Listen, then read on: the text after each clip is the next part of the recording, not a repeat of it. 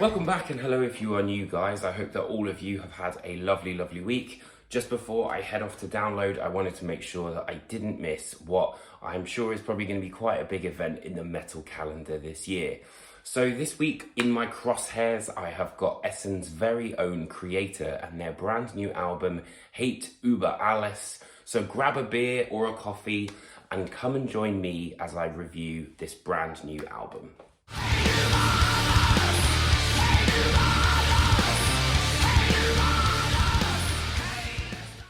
If you're not familiar with Kreator, they are a Teutonic German thrash metal band, and they have been going for, I think, about 40 years now.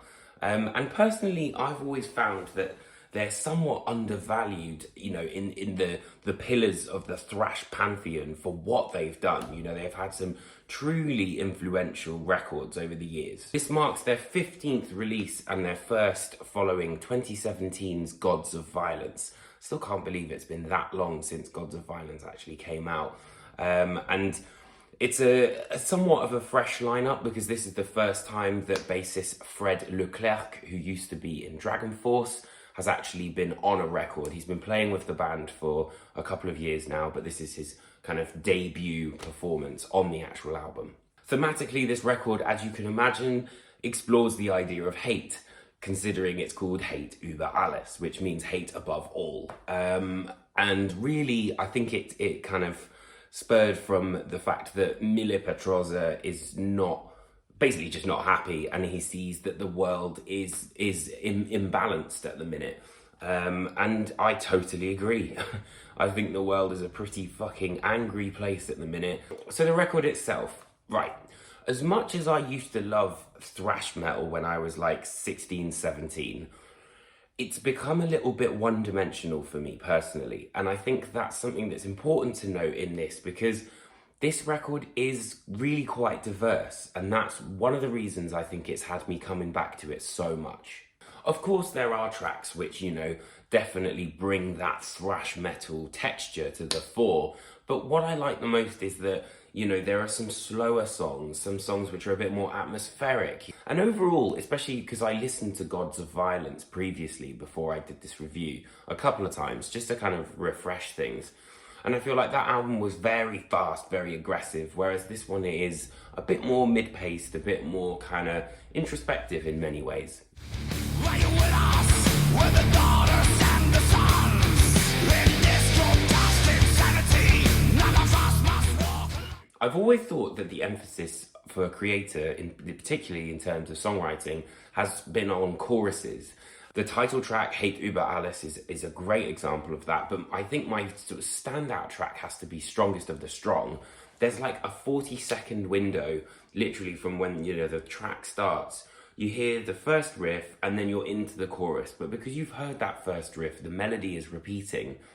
And often what Mille will do is basically enunciate as the riffs are being played. So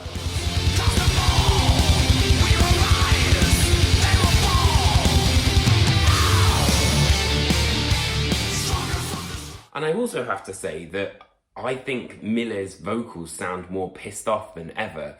And there's also this kind of almost like a camp theatricality to it, which I kind of love just because it's so extreme when he just says, "Die!" I just love the fact that it's just so over the top. But that's always kind of, for me, been a part of Kreator's charm.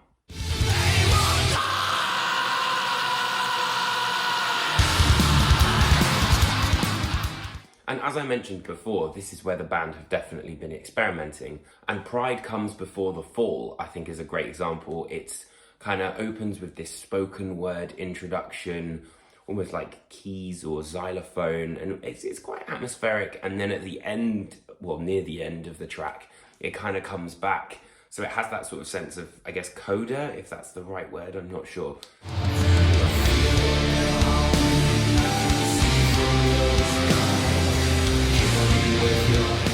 Then there's also the collaboration with Sophia Portanet on Midnight Sun, which is again another real standout track. I really liked this song and I found myself humming it a lot.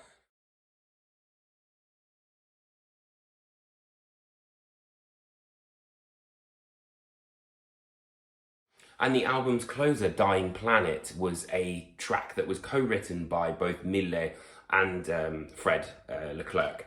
So I think that's cool, you know, it's kind of pushing the boat out. It feels more progressive as well, and I think it's a nice one to end the record on, even if it's kind of quite a bleak outlook on life, really.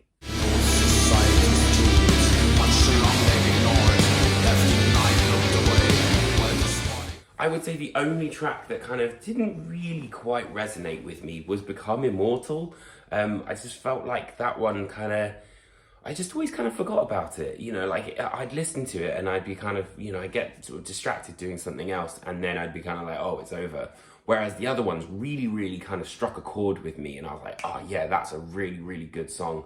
It also has to be said that the production on this record is fantastic. Arthur Rizk did an amazing job and he's very fast becoming one of the best producers, I think, in the game, because he has that sense of organic, the sense of like really a big room, you know, like he made Power Trip sound absolutely humongous.